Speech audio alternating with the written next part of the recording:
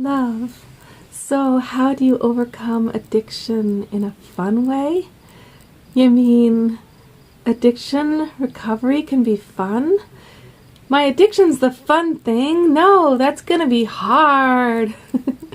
This is Eve Christoph, your Love Life Muse, and I want to just explore this with you a little bit because I asked a friend of mine who describes himself as an alcoholic. I said, "Why do you call yourself that? You don't drink anymore." He said, "Oh, it's just like who I am. It's my identity. I have to call myself that, so I don't drink anymore." And I was like, "Okay, well." I started exploring with him. I said, "Who are you when you drink?" He says, "I'm warm, I'm funny, I laugh a lot, I have a lot of fun." This gave me a clue. I asked him, "How much sex were you getting in all of those years you were so addicted? How sexual were you?" He said, "Well, I mean, I had a wonderful partner, but not that sexual, really. There was so much in the way." I said, "Well, how much sex would you have had if it had been going your way?" He said, "Oh my God, it would just been like a completely different world. Like I would be sexual every day." You know, now I'm not saying that being sexual is the answer to your addiction, because everybody's thing that they are repressing is different. I believe that most addiction comes down to something deep that you long for, that you repressed and said to yourself, "I can never have that unless I am drunk or high, then I'll let myself have a semblance of it," which it'll never be the real thing because you're too screwed up to actually accomplish anything in that state of mind. Okay, so if you look at it this way and you say, "Oh, there was this dream I had to be a painter, and I always said I wasn't good enough, I couldn't do it, and there's no way to make money at it." If you were to say to yourself, "I give you full permission to do the thing you love more than anything in the world, and it has nothing to do with whether it's practical, will bring you success or money, or whether anybody will approve of me or you," nothing to do with that. It only has to do with feeding my joy as a soul. And if you think of all the many incarnations we have, say, as a painter, for example, like I have this amazing ability to draw anything I want, and I've put a lot of time into it in this lifetime, but I have to say I came into this life with the ability. As a little girl, I just had the ability. I used to trade drawings for math answers when I was little because I was dyslexic. I couldn't do math, and kids would take my drawings to give me answers until I got caught, you know? So, but that's because that drawing ability was actually built over many lifetimes studying and drawing. It wasn't just that I had it out of nowhere. That's what I believe anyway. So this longing you have for the thing you are repressing or only letting out when you're high is something that your soul needs for the purpose of your beingness becoming more of what you're interested in, who you are needs to be rounded out. If you're always doing the things you're good at, there's no excitement in that. There's no drama. There's no growth and new adventure. So if you simply say, "My addiction is really about the adventure I wanted to take and I never did, and I'm going to take that adventure now for real. I give myself permission," you will have a whole new take on the addiction, because it's like, oh, it was serving a purpose that was positive. It was actually trying to head me in the direction of my soul's joy. Now, if you have an addiction, though, and I'm not saying that you should keep doing your drug at all, you should stop completely, because it's actually thwarting you from your real joy and your real growth. You are not even beginning your journey until you stop doing the thing which is its substitute, The drug is the substitute for your soul's journey.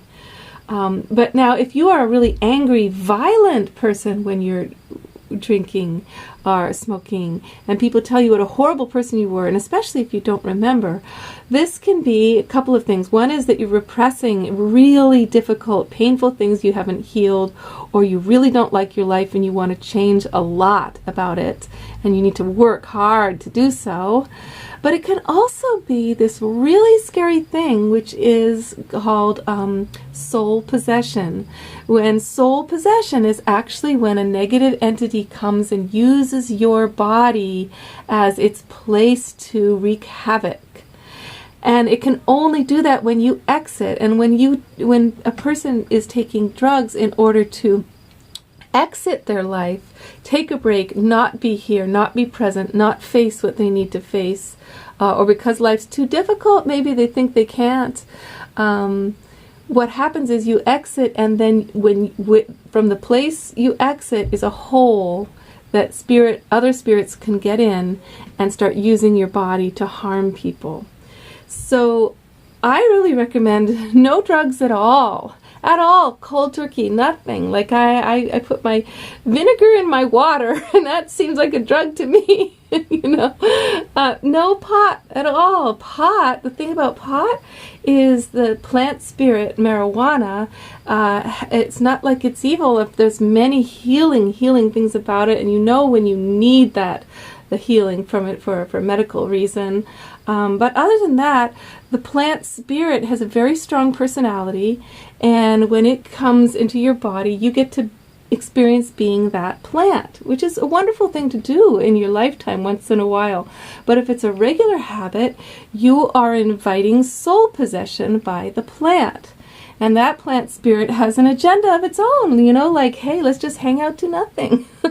And so how will you get ahead in your life? How will you accomplish and know yourself and adventure and do the rigorous work of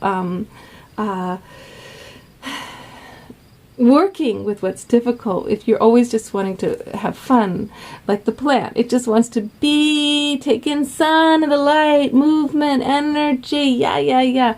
Cool, once in a while. But what if you knew how to get to that place on your own, of breathing the amazing sun and the air as you, not having to be a plant to do it, and you could do that regularly and hourly between your great accomplishments. Okay, love?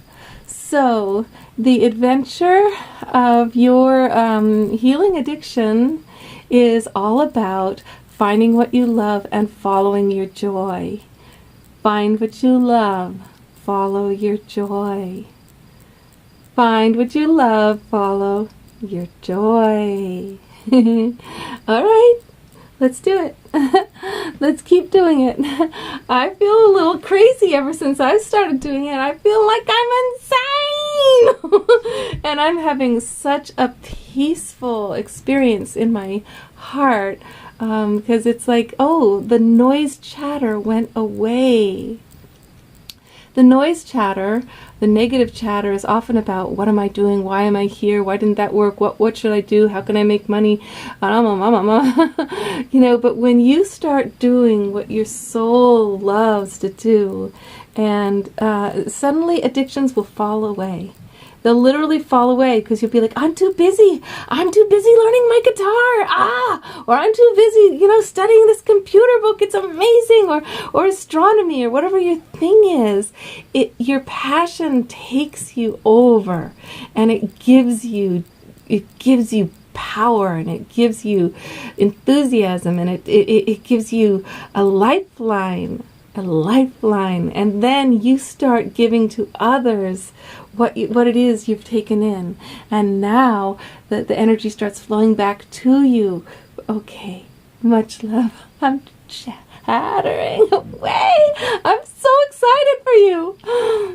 Find what you love, follow your joy. Okay, much love, darling. Oh, and maybe have more sex too, at least with yourself, because a lot of people doing drugs, I think they're just really sexual, sensual people in a world that's become too mechanical, and they just need to ah. So do the ah regularly. And that will also release hormones of happiness. Okay?